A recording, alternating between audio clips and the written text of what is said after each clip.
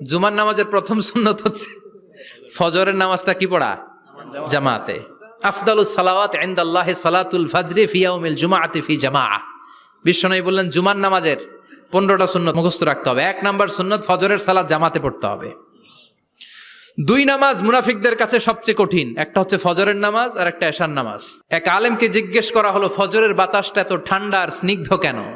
আলেম উত্তর দিয়েছিল, কারণ ফজরের বাতাসে মুনাফিকদের নাকের দুর্গন্ধ মিশে না।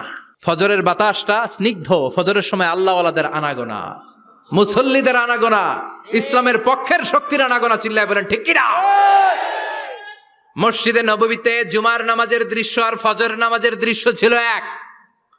বাংলাদেশে ফজরের নামাজের দৃশ্য আর জুমার নামাজের দৃশ্য এক নাকি? ফজরের নামাজের সময় মুসল্লি নাই, এক কাতারও হয় না, আর জুমার নামাজে পাক্কা মুসল্লি দেরি করে গেলে বারান্দায়ও জায়গা পায় না। কথা কন।